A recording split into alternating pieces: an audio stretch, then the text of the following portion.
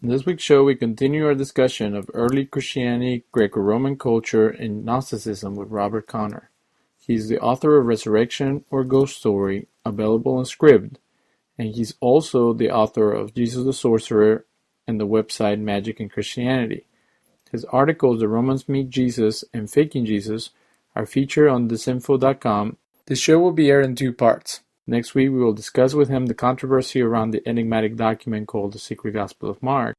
We also discuss the Gospel birth narratives, which have many parallels in different cultures. In our previous show, when we had Robert Connor as our guest, we discussed the topic magic and the supernatural in the early church, focusing on Jesus' relation to Greek culture and how the Apostle Paul borrowed ideas for some of the mystery cults in the Mediterranean.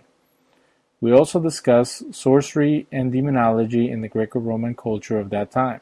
This episode is very controversial in nature, especially as our guest shares information that can be misconstrued by some. We hope to be sensitive to people of the Christian faith, and this show is not an attack against their beliefs. Instead, it's part of our research on topics related to objective truth, and having someone who has studied the history, the text, and the different scholarly views regarding this ancient religion, we hope to come to a better understanding of what was going on at that time.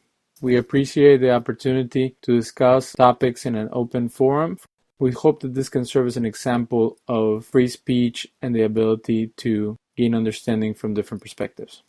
The title of this week's show is Ghost and Resurrection Stories in the Ancient World. During our program, we discuss different types of ghost stories in the ancient world. He shared how modern ghost stories are influenced by ancient ones and described the documented apparitions of different characters in Roman culture, which have many parallels to the resurrection stories in the New Testament. Here is independent researcher Robert Connor. I really enjoyed your article. What would you say to critics that would see your research as part of an anti-supernatural perspective?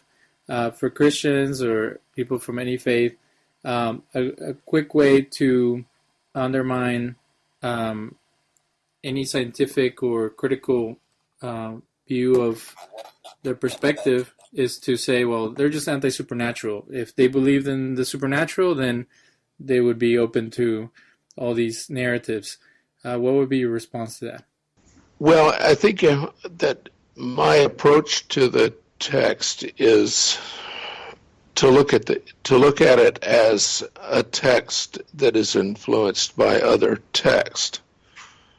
And if you, as the article points out without getting into huge detail about it, there are plenty of other texts that are similar or relate to this in that they set up a genre, a ghost story type of narrative that is pervasive throughout the culture.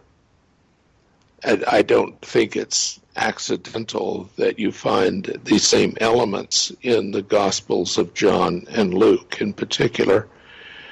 And in terms of undermining supernaturalism,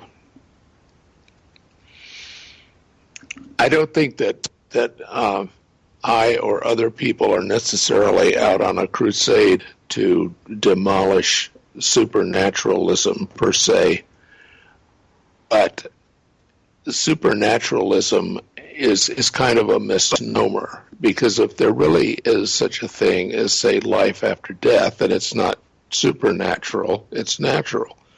If there's such a thing as telepathy, then it's not supernatural or paranormal, it's normal, because it's a part of the universe that we confront and we could potentially study. So by calling something that is out of the ordinary paranormal or supernatural, it's kind of bracketing that off as being, say, special in some way, in which it may not be that special. It may just be something that is rare or something that occurs unusually or under only a particular set of circumstances. So having said that, and going back to the specific points about the supernatural, quote unquote, elements of the Gospels. I would say that to illustrate this, for example, and how this would work, let us say that you were in a creative writing class. I think you would discover that most of it wouldn't be very creative and some of it wouldn't qualify as writing, but let's call it creative writing. And someone said, I want you to write a vampire story. I mean, you would already know all the parameters of a vampire story, right? You would know that, they don't have a reflection in a mirror, they come out at night, they can't be exposed to sunlight, etc., etc. Even without being a big fan of vampire stories, you would understand what was expected. Basically, you would understand the limits, the framework of a vampire story. That's what makes it a genre. It doesn't mean that it can't be played with around the edges, that it can't even be undermined, that it can't be turned in a humorous direction or something of that nature, but it still has to conform to certain narrative standards that have evolved in society. I was overhearing a program that somebody was watching a true crime, and it said that the victim is found face down in a pool of blood, for example. Why aren't they ever found face up? Doesn't it seem like at least like a 50-50 chance that if a person falls down, they would fall down face up? But think about the crime programs that you've seen where the detective comes in and they find the victim, and how is the victim usually laying? They're usually laying face down, right? In a pool of blood. It's become like this standard thing, this standard piece of narrative that is just out there.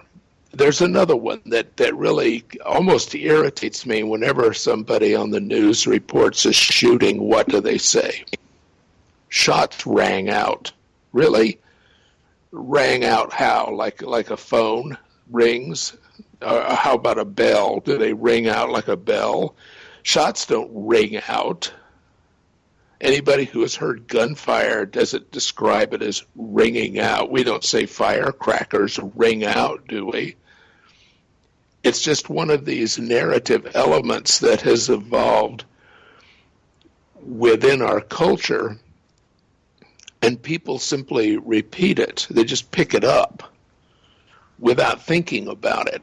And I think the same thing very much happens in the Gospels of Luke and John with the post-mortem appearances of Jesus. It's not that they're sitting down with ghost stories and selecting little bits and pieces like copying and pasting. They're simply tuning into a broad, universal cultural experience of what a post-mortem narrative looks like. So we come up with all the different elements that way that are listed in the Gospels, and that you can go back and forth between Gospels and between ghost stories, and you can say, yes, this matches, this matches, this matches, and all this kind of comes together. But it doesn't mean that they were plagiarizing it specifically, like some undergraduate student who is desperate to complete his paper. Does that kind of answer the question? Or? So if it is them using common language or common metaphor to convey religious concepts, where, when you're dealing with fundamentalists or evangelicals, do you see people struggling with this? They simply take it as a matter of faith, which means it doesn't have to be proven. It doesn't have to be spelled out. There doesn't have to be evidence. It doesn't have to be duplicated. So the historical attitude is basically, it's a probabilistic attitude. It's like, what's more likely that Jesus rose from the dead and appeared in a room where the doors were locked and had somebody stick their finger in his side? Or is it more probable that these elements came from a broader cultural understanding of what dead people do when they show up? And that raises another question about cultures, because in writing about magic in early Christianity and working through, for example, the Greek magical papyri,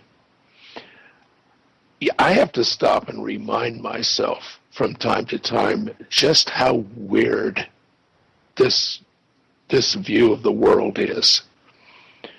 The people of Jesus' day, pagans, probably as well as many Christians, had believed that the underworld was literally under your feet, that there were caverns, there were caves, grottos, there were certain lakes where probably methane or something else was occasionally escaping and killing wildlife. Birds would fly over it, drop into the water dead.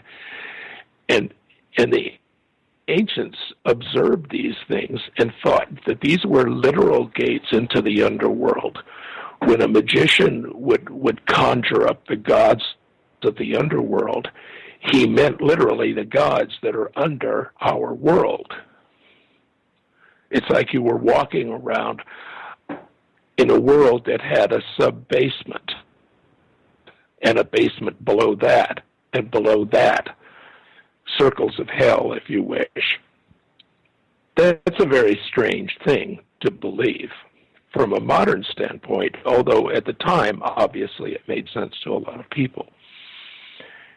If you look at Paul in Corinthians writing about, I know a man who went up to the third heaven, it reflects a standard view of the world, that the 7 planets were in different levels, representing different levels of heaven, and that you could go up and you could come down.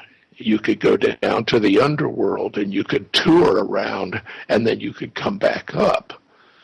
That's a strange view of the world. That's not a view of the world that probably any sane individual has today. We understand that it's 93 million miles from here to the sun. The sky is not, the stars at night are not up in something called the Empyrean, where they're just kind of, the light is kind of coming through little holes in a canopy or something. The idea that you could walk down into hell or into Hades through a cave would qualify you as basically insane today. No one, I don't believe, actually accepts that. No one actually walking around holding a job probably believes any of that. But that was actually what people believed. They believed that you could go to a graveyard, dig a hole in the ground, stick a message in the dirt, cover it up, and dead people would read it. So I think that we do a lot of reading of these texts through a filter in which we take the meaning of these texts, and we take what they say, and we kind of filter out the craziness of it. We bring it into our time. We're almost like each one of us is an editor who is adapting this text to his own worldview without realizing that the author of that text did not have that worldview. The author of this text didn't know that the earth is 3 point whatever billion years old it is. He didn't realize that there was a speed of light. He didn't realize that there were these planets were millions of miles away, not just up in the sky. So a modern person reading these texts has to stop and remind himself, I think, of how strange these texts actually are, including the texts in the Bible, that the things that these people assume, that they take for granted, are nothing like what the average person today assumes about the world. So from that standpoint, I would say that, it's kind of almost hard to truly relate to anything in the Bible because you can't really walk yourself back into that mindset. You can't forget all of the things that you know about the world and pretend you don't know them so as to truly get back into that. And that's kind of the fraudulent view when you see churches talking about, we preach New Testament Christianity. And I think, like hell you do. You don't believe what people believed 2,000 years ago. You don't believe that demons cause measles. Come on. You can't sit there and with a straight face tell anybody that you believe what the apostles believed. Really? Are you sure? I mean, have you forgotten all of the science, the basic stuff, the biology, everything else that you learned in grade school? Has all that been miraculously lifted right out of your head?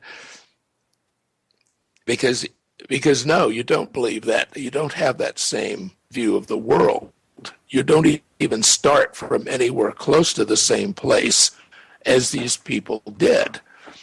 But when you read those texts, you read them into your experience, not into their experience, I guess is what I'm saying. During our last conversation, we talked about the Apostle Paul borrowing ideas from other groups. Is your position that the mystery religions influence the writing of the New Testament? Because some apologetic Christian groups, they would say that the similarities that you can see is that the mystery religions borrow stuff from the New Testament instead of the other way around because of the dating of some of those sources. How do you feel about that perspective? I'm not an expert on mystery religions. I think that, first of all, that you have to take the scant amount of writing that we have that survives that directly addresses the mystery religions. And it's very scant for a reason. They were mysteries, and they were supposed to be secretive. It was actually against the law to reveal the mysteries of, say, Eleusis. And that went on for like 2,000 years, and we do not have a clear explanation of it. The only real explanation or mention of it that we have that mentions specifics, as far as I know, comes out of early church fathers who were revealing these secrets in order to make fun of them and refute them. So the idea that the mystery religions borrowed from Christianity, I think, is easily disprovable. I think that's patently false. But again, it's not like Paul or someone else had to go around plagiarizing, lifting text verbatim or ideas verbatim from the mystery religions. The whole idea of mysteries being revealed was obviously pretty common in the first century. And Paul is always sexing things up, as it were, by describing them as mysteries. The union of Christ and the church is a mystery, and the recalcitrance and stubbornness of the Jews is a mystery, and the mystery of the man of lawlessness, and this mystery and that mystery. So it was considered, obviously, attractive from a standpoint of recruiting people to toss that term mystery in there, that secrets will be revealed. It's kind of like, somebody opening a safe after 100 years to see what's in it. And that kind of thing is pretty much, I think, standard religious talk in the first century. So no, I don't think that there was necessarily a deliberate plagiarizing of it. It's just that the terminology is so common that it floats into everything. Let's go to the topic of our show today. Tell us about the different types of ghost stories in the Roman world, and has someone categorized them? I know that you talked about different types of ghosts, but what are we looking for, and what can we find that is similar to what is discussed in the New Testament? Well, if somebody wanted a perfect book description of ghost stories, there's a scholar named Debbie Felton who published a study of Greco-Roman ghost stories through University of Texas Press back, I don't know, 10 years or more ago. And that's a remarkably good study of the basic narrative of the Greco-Roman ghost story. In terms of matching those up with the gospel accounts, the idea that ghosts would come back, for instance, and show the wounds that had killed them, such as Jesus coming back in the Gospel of John in particular and telling them to see, touch me, look, see these wounds. This was not uncommon in ghost stories. This was a feature of ghost stories at the time. The idea of sudden appearance and disappearance was also a feature of it. There's a story in Lucian's Lover of Lies where the person who was hosting this symposium where people talking about these, the fantastic stories, talks about his own wife coming back from the dead to get a slipper, a golden slipper that he had forgotten to burn, because the idea was you burned everybody's possessions with them, and that way the possessions follow them into the afterlife.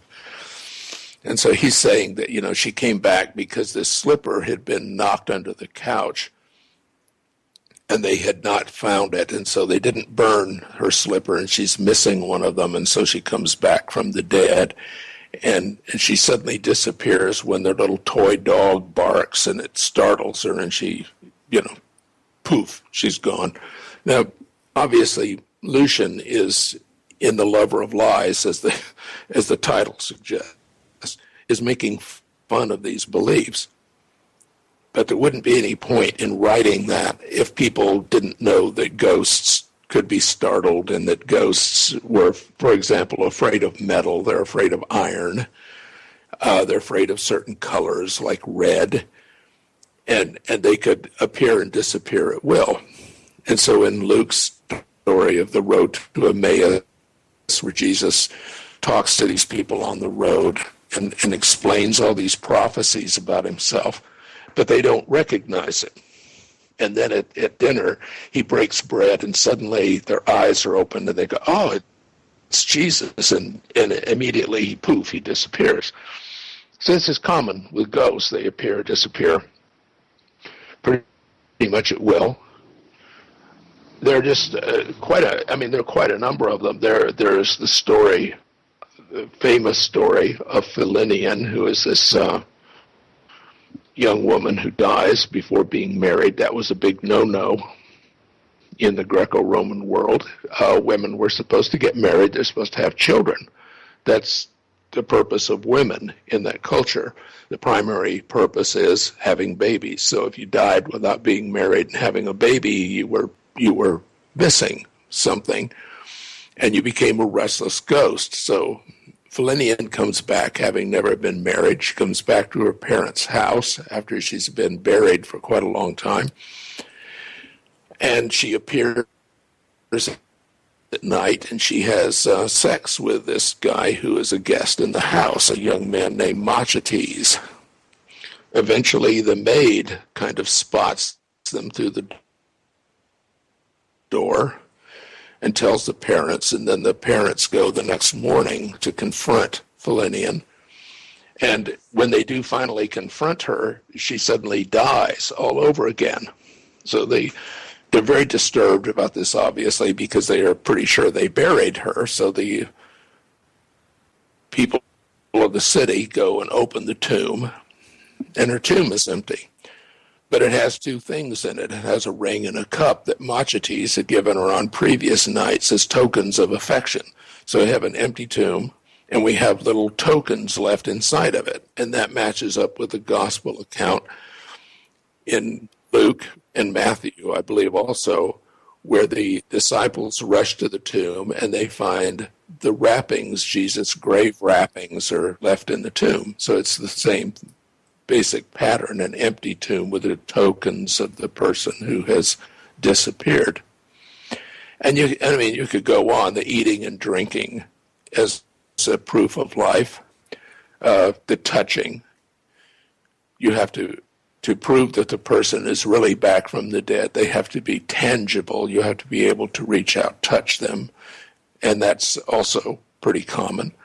So all of these features, like I said before, do not have to be consciously lifted from different ghost stories and incorporated into the Gospels, because they're already out there. They're like the features of like I said before, of the vampire story. If somebody asks you write a vampire story, you already know what all the features of vampire stories are.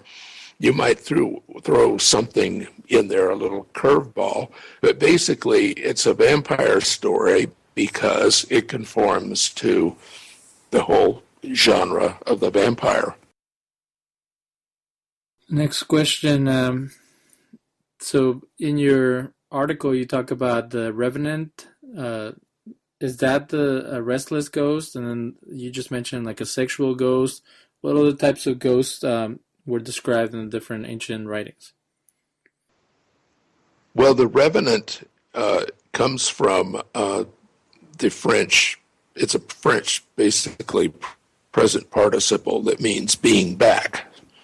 So the Revenant, as we understand it today in terms of classification, ghost taxonomy, I guess, if you will, is that the Revenant is a physically solid ghost. It's a ghost that's tangible, that can be touched, that it occupies space, might cast a shadow, etc. There's a story in Lucian, the Metamorphosis, actually, about this miller and a crone, and this old crone turns out to be a ghost. And in the course of the story, you discover that she's solid, and yet after she kills the miller in this locked room, of course, then she disappears. So it's kind of weird. It's like they're physical, but they don't obey the laws of physics. So Jesus in the Gospel of John appears a couple of times, even though the doors are locked. So obviously he didn't just walk in the door. He just appeared. And yet he's solid, and he performs activities of living people. He talks, he walks, he eats fish, so on and so on. And this is a typical kind of ghost in Greco-Roman stories, but he's not actually there on one level. It's contradictory and it's bizarre, which is typical of ghost stories generally. We have modern ghost stories of people who were seen by witnesses who appear to be solid, who appear to be engaging in activities of life, and then turn out to be dead. So it's not something for which there is an explanation in the Gospels or in the ghost stories from the Greco-Roman world of the time. And then, of course, you have apparitions. The more typical ghost was familiar with these people. They were ghosts that were seen, or they were sensed. They were heard. In the Lover of Lies are a couple of cases where a statue comes to life, but the only evidence of the statue being alive is that there's strange noises in the house. that are then attributed to the statue having come to life and walking around. I think that Lucian was pointing out in this story indirectly that it wasn't something someone saw, it was something that was audible. They heard it and they attributed it or misattributed it to something that wasn't real. And I think that that's was well known in the ancient world, and it's well known today that people's imaginations run away with them. And obviously people in the ancient world understood that some people hallucinate, that some people have overactive imaginations, that some people are easily frightened, and they draw the wrong conclusions from their surroundings. And that they had that explanation for ghosts just as we do. But the point being that there were a wide selection of specters or apparitions, if you will. They could be seen in dreams. In fact, that was probably the most common way of seeing a ghost that's recorded in the ancient world, is that they were seen in dreams. But people in the ancient world had a tendency to think that those dreams were more meaningful than we do. So if we dream about somebody today that's dead, we'd say, well, that we just dreamt that. It's not there. But in the ancient world, people tended to take those much more seriously and consider them as real. In your article, you mentioned the Jewish source, the Sepher Ha-Razim, which speaks of the ghosts of the dead spending time in the tombs. How is that related to the first century Jews who followed Jesus and their views about his comeback or his apparitions? The Sepher Ha-Razim, as I recall, was reconstructed by the original investigator from a bunch of fragments of material found in Cairo, in the Cairo Geniza, which was the storage room typically for scripture. The scripture that had the divine name in it was not destroyed when it was worn out. It was simply stored because you didn't want to destroy it. It had the divine name in it. The Cairo Geniza apparently had a wealth of other material in it, some of which I can't remember the gentleman's name right now who originally reconstructed it. But he reconstructed it from fragments, put it all back together, and I think that the current understanding is that he missed some, and that there were some fragments in there that actually belonged in it that he didn't identify correctly, which is not surprising. But one way or the other, the Sepher Ha-Razim probably, although it comes from a time after Jesus, it probably reflects beliefs that were around for a very, very long time, probably maybe even centuries before Jesus. And the point about it is that it accepts the reality of ghosts, and that if you wanted to inquire of a ghost, you could go to a tomb and you could do certain things and say certain things, the ghost would appear and answer you. Which brings up an interesting point, because in the ancient world, it was believed that the spirit world knew things that were going to happen in the physical world. They knew that the spirit entities, whether they were demons or ghosts, know the truth about what's going on. And you see that in Mark, where Jesus casts out demons, and they identify him as the Christ, or as the Holy One, the Son of God, whatever. And Jesus rebukes them and tells them not to reveal it. So that's the same basic idea of necromancy. Necromancy literally means consulting the dead. A mantis in ancient Greek is actually a soothsayer, a fortune teller, as it were, who predicts the future. And it was understood widely that spirit entities, including ghosts, knew what the future was.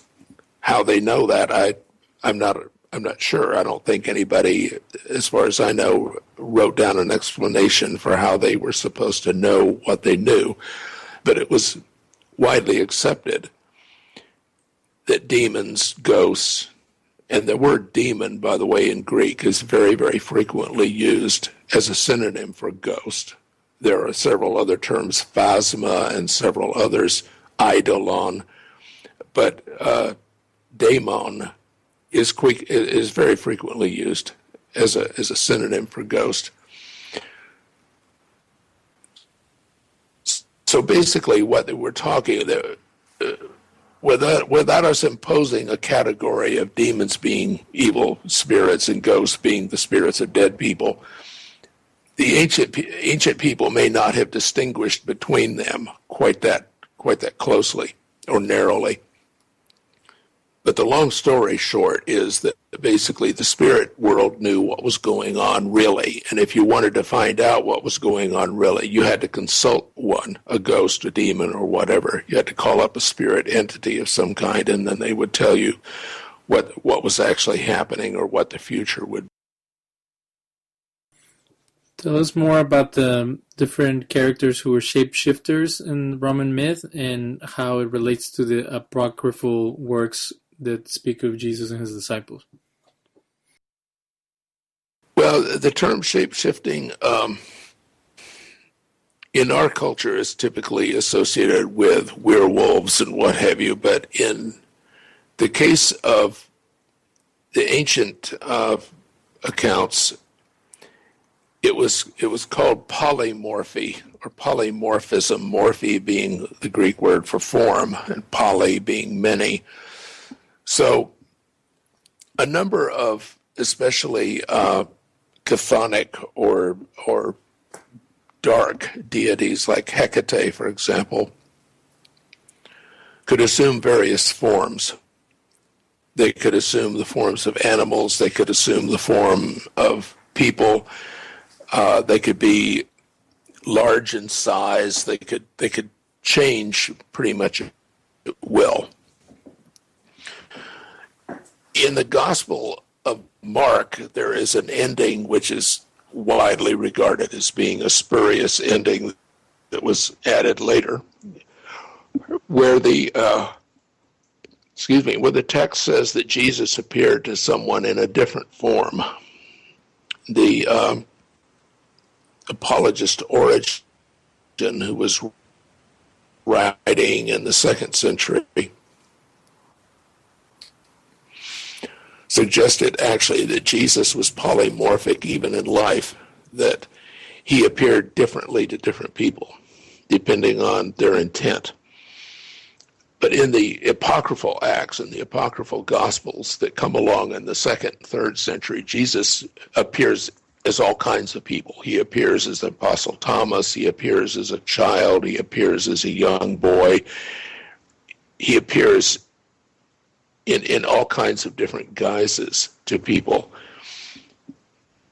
It's interesting that in the Gospels in Luke, when he is talking to these disciples on the road to Emmaus, that they don't recognize him. When the disciples in John, I think it is, go to, maybe, I'm not sure whether it's John or Matthew right now, I'd have to look it up, but they go to Galilee and they're fishing, and Jesus tells them, cast the net in on the other side of the boat, and they haul out this huge haul of fish, and then suddenly they recognize that it's Jesus. But they didn't recognize him previously, so supposedly they recognize him due to the miracle of the large number of fish. So it would imply, certainly without specifically saying it, that Jesus looked different on different occasions after his resurrection. And that would be typical of other entities such as Hecate, which I mentioned, and other gods, goddesses who change form more or less at will. And again, I'm not saying or claiming that the gospel writers deliberately plagiarized that from an account somewhere. It was just simply a given. It was the general understanding among people that this is what happened to supernatural entities, that if Jesus is a god, he's raised from the dead, he can transform, he can appear however he wants. This is simply part of the culture's currency.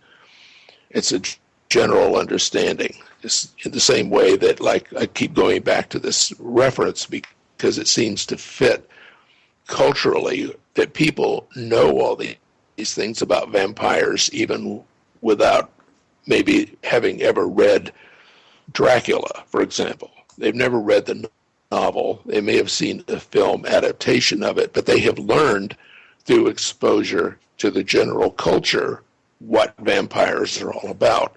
And so people in the ancient world did not even have to be literate. They didn't have to read all these things. They simply knew from their parents. They knew from just hearing people talk, from hearing stories told about how things were, how ghosts were, how gods were, how they worked, how they appeared, disappeared. Tell us about the figures of Romulus and Apollonius, in the similarities between Jesus and them. I always see the similarities between, like, Socrates or other leaders or philosophers around that time, sacrificing his life and things like that. But from your article, there's like clear influence or connection between those two other figures, Romulus and Apollonius. Well, I use that description of the death and reappearance of Romulus that is taken from Plutarch as just an example of how a historic figure is treated in these so-called histories. Obviously, nobody believes that this was a real history in the sense that we use it. But it was passed off as history that Romulus disappeared under suspicious circumstances, possibly murdered. The elders of the city told people, Romulus is gone now, and he's going to be this propitiatory spirit called, God, what was it? I just had it on the tip of my tongue. Anyway, he's going to be a spirit that is advocating for you in the afterlife. And so let's just be settled with that. And so they say, okay, fine. That's what he is. Then some people are suspicious. Well, maybe Romulus was actually murdered. Oh, Quirinus is what he was called in the afterlife. Took me a second to pull it up.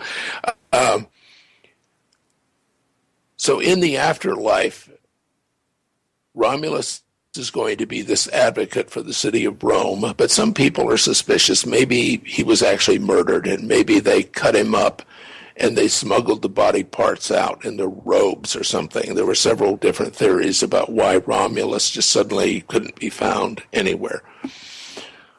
Then a witness comes along and says, well, I was walking down the road. Here we go with another walking down the road story. And here comes Romulus dressed in armor, and he looked great. And, I talked to him, and he explained what happened, and he had to, go on up to heaven because his time was up, and so on and so on. But everything's cool. It's all good. And everybody's happy because he went to the forum and he swore on it. It was like, I put my hand on the Bible and I swear this is what I saw, and it's all cool. And so that was kind of like, okay, it's settled now. He's in heaven and he's watching out for us. And that's a typical hero story. The other, remind me now, what was the other figure that Apollonius of Tyana. Yeah, Apollonius of Tyana was a near contemporary of Jesus. He was a very, very famous individual who worked miracles and reformed temples and did all kinds of things. And one of his followers, long after his death, wrote down a long history of Apollonius with all of the comings and goings and the teachings and quotes and what have you. Apollonius apparently kind of got into it sideways with Domitian, who was one of the Roman emperors, who was apparently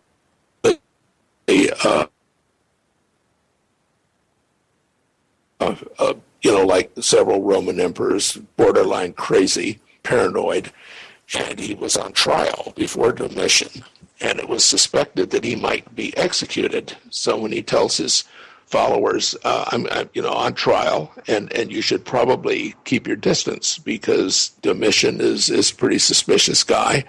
He might have you arrested. So they kind of, back off.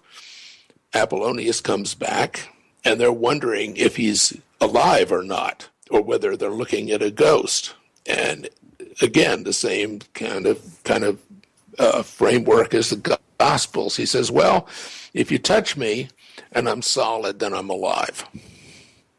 And so at that point, oh, great, he's actually alive. He's not just back from the dead. And I put those 2 points in the article simply to illustrate that this is common currency in this culture of the day, that Luke or John or anyone else didn't have to sit down and make this up. It's already all out there in terms of these popular stories of cultural heroes. They're the same stories circulating around this culture about Romulus and similar heroes as there are today circulating around about George Washington or Abraham Lincoln. They may or may not be literally true in all of their details, but they're things that the culture has come to accept, and virtually anybody with general cultural knowledge can extract from that and build a narrative out of it, which is what I'm basically arguing that the gospel writers did. Do you see a lack of rationality and consistency between these stories, like New Testament stories, Roman stories, medieval apparitions of saints and virgins? Is it just like a ongoing thing of some type of wishful thinking, or people coming to a state of fervor where they see all things, and then somehow it becomes canonized or becomes part of the folklore of that religion? But does it just keep feeding into the type of superstition, or is it just their own personal revelations and part of their own spiritual connection to their faith? That's an excellent question. I have no idea. I really, there's a writer named Hector Avalos who teaches New Testament theology and what have you, and has argued that if you're going to accept the post-resurrection experience, apparitions or appearances of Jesus, then why don't you accept the hundreds of witnessed apparitions of the Virgin Mary? And why not? I mean, you could go back through history and you can find person after person after person who has seen the Virgin Mary. They've seen her. And sometimes entire groups of people have seen the Virgin Mary. So why is it that evangelical scholars, why is it that Baptists and Methodists don't believe that the Virgin Mary has appeared to these people? Why not? I mean, there's easily as many witnesses, as much firsthand experience from people that we have seen her, okay? She appeared to us. Why doesn't that settle it? And again, it's obviously because of what people choose to believe. It's the evidence that they choose to accept. Personally, I'm rather agnostic about the whole idea of ghosts. I mean, if you read the ghost literature, even superficially, you know that there are numerous classifications of ghosts, broadly speaking, and that they have been very well documented on several occasions. There is still a Society for psychical research in America and in England that interviews people, collects these instances, documents them, tries to weed out the people who are crazy, the people who see dead people everywhere they look in every corner. And they have, some interesting, material that they have produced over the years going back into the 1800s. So the question is it real? I guess it depends on what you believe about human consciousness. I guess it depends on what you believe about life after death. It depends on whether you believe that the materialistic scientism, as some people call it, has explained everything. It depends on whether you believe that organisms, including humans, are just elaborate biological machines or whether they're something else. And frankly, I don't even pretend to know the answers to those questions. And I don't think that that a person completely open to the evidence would venture into that and get extremely dogmatic. For all I know, some of the ghost experiences, if you want to call them that, of Jesus were as real as ghost experiences that people report today. That doesn't mean that Jesus is the second person of the Trinity, that he's the Son of God, that he's up in heaven, that he's coming back or anything else, but it would still mean that, Jesus could have been a ghost just like pretty much anybody else who died could have been a ghost. But at this point, this far removed, I don't see any way that we could possibly know that. In fact, if you look at the gospel accounts, if you read them carefully, you will find this thread of doubt in all of them.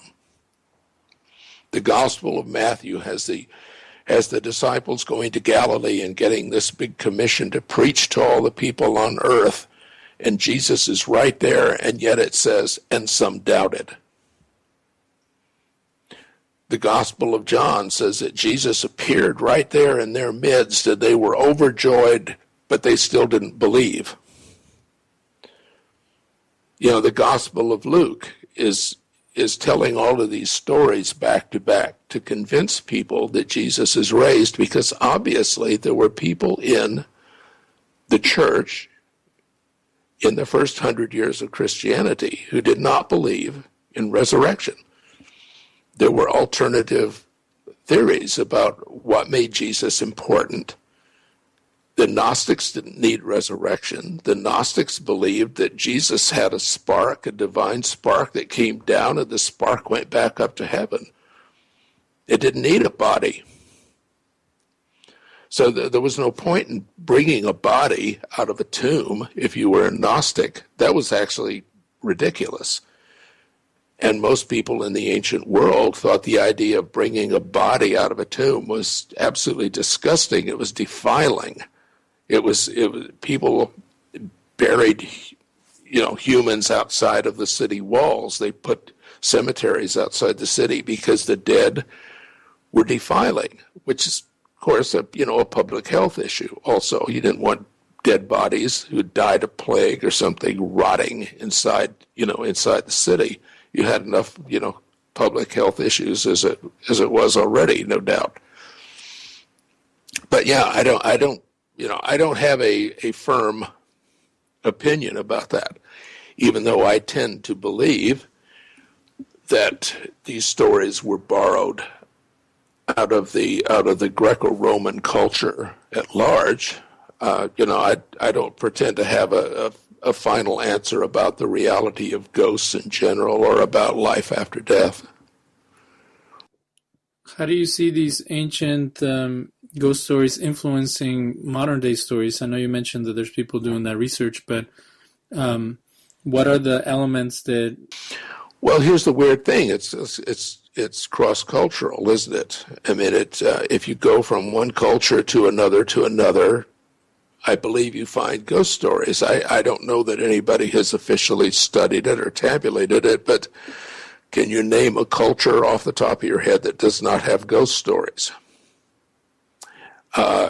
do not all of those ghost stories basically share certain broad characteristics? So if those ghost stories are coming from cultures that have been isolated geographically and linguistically for thousands of years, then the question is, what are ghosts? Are they there? There has to be some kind of underlying human experience that would generate this, I would think. Is it delusional? Quite possibly. But is it a delusion? If it is, then it's a delusion that humans in general suffer universally.